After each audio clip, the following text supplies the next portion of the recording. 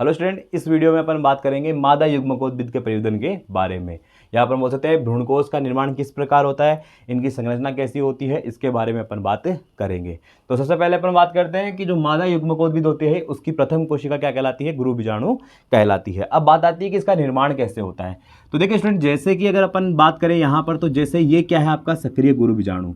पिछले वीडियो में अपन ने बात की थी कि जो गुरु बीजाणु होता है उसका निर्माण किस प्रकार होता है। तो वहां पर अपन ने देखा था कि 4 गुरु बीजाणु बन रहे थे, जिसमें 3 तो क्या हो गए, नष्ट हो गए, और बाकी जो एक था वो क्या हो गया था, जो नी भाग सिरे की तरफ उपस्थित था वो आपका क्या हो जाता है, वहां पर सक्रिय हो जाता है। अभी सक्रिय गुरु बीजाणु जो है वो आगे चलकर किसका निर्माण करेगा, अब मादा युग्मकोद्भिद का निर्माण करेगा। ठीक है, तो यहां पर अगर अपन बात करें तो यहां पर जो सक्रिय गुरु बीजाणु है उसमें क्या होते हैं, तो सक्रिय गुरु बीजाणु के अंदर 3 मुक्त केंद्र की विभाजन देखने को मिलते हैं। मतलब कि इनमें क्या होता है, इनमें सबसे पहले तो केंद्रक विभाजन देखने को मिलता है और उसके बाद क्या होता है, इनमें कोशिकाओं का निर्माण होता है। तो स्टूडेंट, अगर अपन बात करें तो यहाँ पर जो ये सक्रिय गुरु बीजाणु होता है वो अपनी शुरुआती अवस्था में क्या करता है, जो बीजांडकाय है उनकी कोशिकाओं से पोषण प्राप्त करके आकार में बड़ा हो जाएगा और बीजांडकाय का अधिकतम स्थान घेर ले। तो यहाँ पर क्या होता है, यहाँ पर जो गुरु बीजाणु है, गुरु बीजाणु बीजांडकाय से पोषण प्राप्त कर आकार में बड़ा हो जाता है,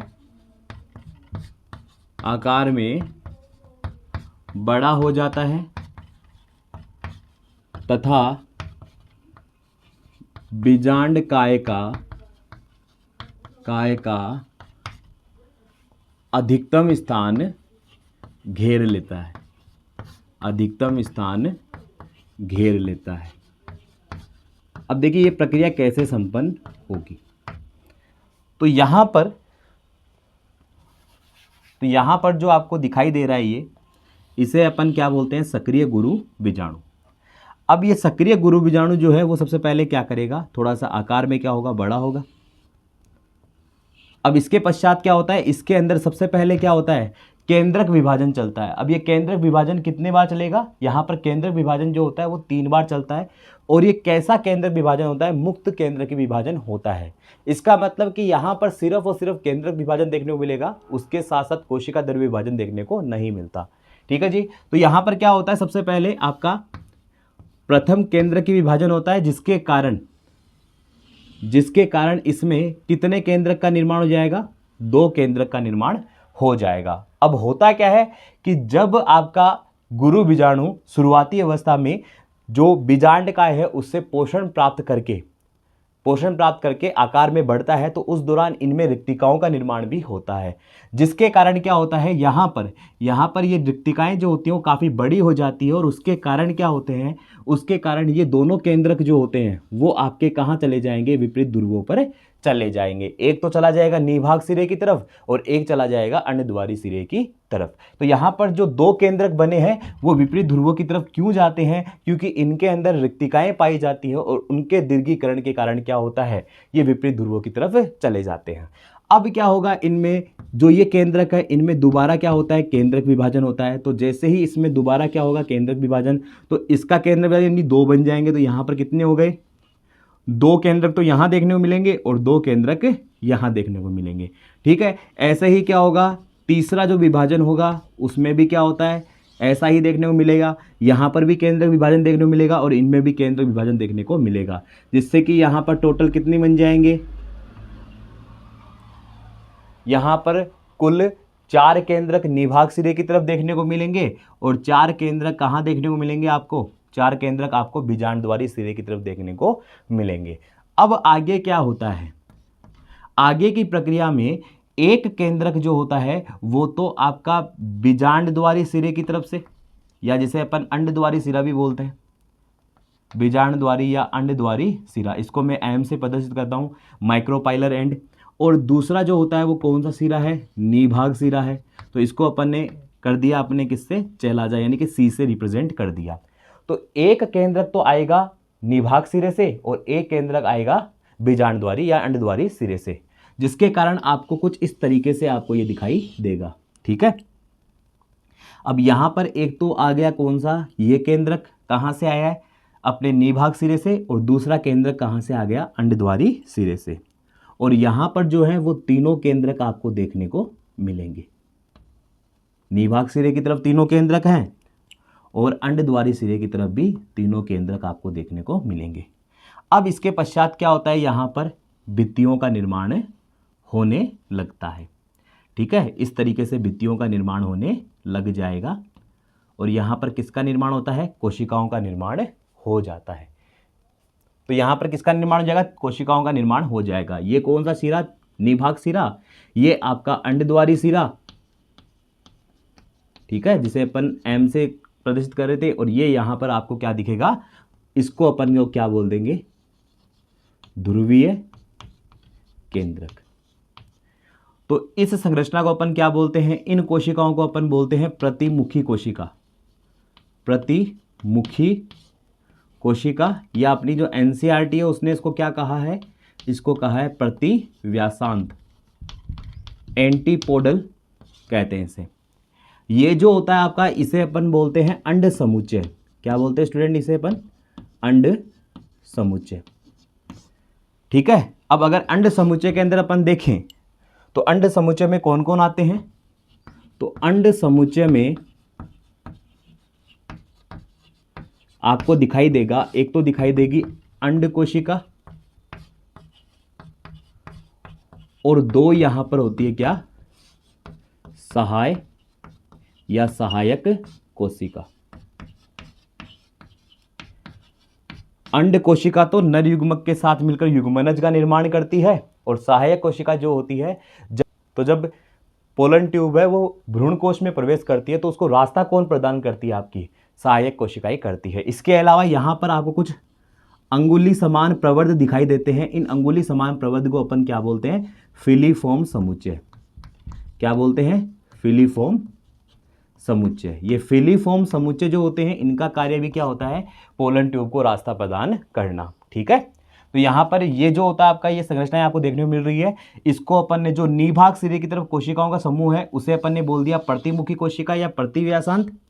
जो आपको ये बीच में दिखाई दे रहा है इसको अपन लोग बोलते हैं ध्रुवीय केंद्रक, या इन्हें अपन बोल सकते हैं द्वितीयक केंद्रक। क्या बोलते हैं इन्हें, द्वितीयक केंद्रक।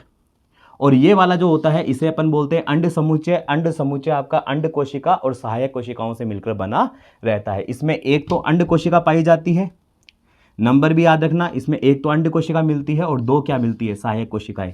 ये कुछ इस तरीके से देखने को मिलता है, जैसे कि ये क्या है आपकी सहायक कोशिका और इसी के साथ आपको यहां पर क्या मिलेगी, अंड कोशिका देखने को मिलती है। तीनों एक समूह में ही आपको देखने को मिलेगी। तो यहां पर क्या होता है, यहां पर जब निषेचन होता है, यानी कि नर युग्मक किसके अंदर चले जाते हैं, भ्रूण कोश में, तो एक नर युग्मक अंड कोशिका से संलयित हो जाएगा और संलयित होकर युग्मनज का निर्माण करता है। इसके बाद जो ध्रुवीय केंद्रक होता है, यहां पर क्या होगा, दूसरा नर युग्मक इसके साथ संलयित होकर किसका निर्माण करेगा, भ्रूणपोष का निर्माण करेगा। क्या होता है उसके बारे में बाद में बात करेंगे, अगली वीडियो में बात करेंगे।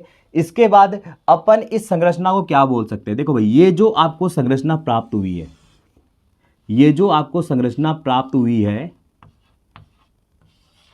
तो इस संरचना को क्या कहा जाता है, तो देखिए स्टूडेंट, इस संरचना को अपन लोग क्या बोलते हैं, भ्रूणकोश।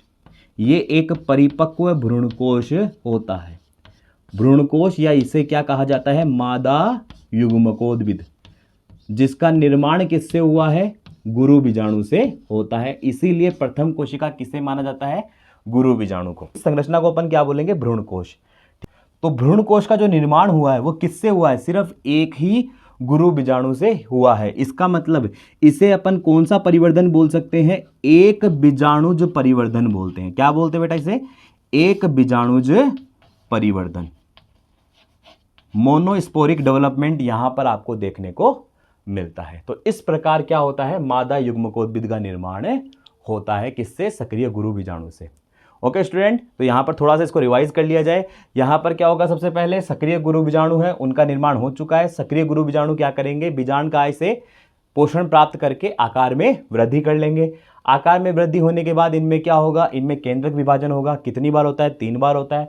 पहले केंद्रक विभाजन में कितनी केंद्रक बनते हैं, 2 केंद्रक बनते हैं। ये 2 केंद्रक क्या करते हैं, यहाँ पर रिक्तिकाओं के दीर्घीकरण के कारण कहाँ चले जाएंगे, विपरीत ध्रुवों पर चले जाएंगे। अब क्या होता है, इनमें दूसरा केंद्रक विभाजन होगा, जिसके कारण यहाँ पर कुल 4 क्या मिलेंगे, आपको केंद्रक मिलेंगे। इसके बाद तीसरा केंद्रक विभाजन होता है, जिससे कि यहाँ पर 4 से 8 केंद्रक आपको देखने को मिलते हैं। अब क्या होता है, एक केंद्रक तो निभाग सिरे से, दूसरा केंद्रक आपका अंडद्वारी सिरे से कहाँ आ जाता है, इस केंद्रक में आ जाएगा। और यहाँ पर क्या करता है, आगे चलकर इसके चारों तरफ भित्ति का निर्माण हो जाता है। इसे अपन लोग क्या बोलते हैं, ध्रुवीय केंद्रक या द्वितीय केंद्रक। यहाँ पर भी भित्ति का निर्माण हो जाता है। यहाँ पर 3 कोशिकाएं बनती है, जिनको अपन बोलते हैं प्रतिमुखी कोशिका या प्रतिव्यासांत।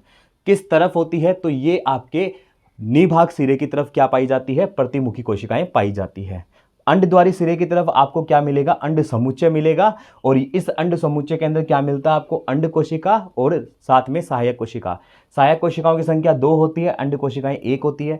साथ ही साथ यहाँ पर आपको क्या मिलता है, फिलीफॉर्म समुच्चय मिलता है। फिलीफॉर्म समुच्चय और सहायक कोशिकाएं दोनों आपस में मिलकर क्या करती है, पोलन ट्यूब को रास्ता प्रदान करने का कार्य करती है। अंड कोशिका नर युग्मक के साथ मिलकर भ्रूण का निर्माण करती है। अपन बोलते हैं युग्मनज से भ्रूण का निर्माण होगा फिर आगे चलकर। तो पहले अंड कोशिका नर युग्मक के साथ मिलकर युग्मनज बनाती है, जबकि यहाँ पर जो द्वितीय ध्रुवीय केंद्रक हैं वो दूसरे नर युग्मक के साथ मिलकर भ्रूणपोष का निर्माण करते हैं। अब यहाँ पर एक क्वेश्चन आता है नीट के अंदर, जो काफ़ी ज़्यादा इंपॉर्टेंट होता है कि ये जो आपका भ्रूणकोष है वो कैसा होता है। कैसा होने का मतलब इसमें कितनी कोशिकाएं और कितने केंद्रक है।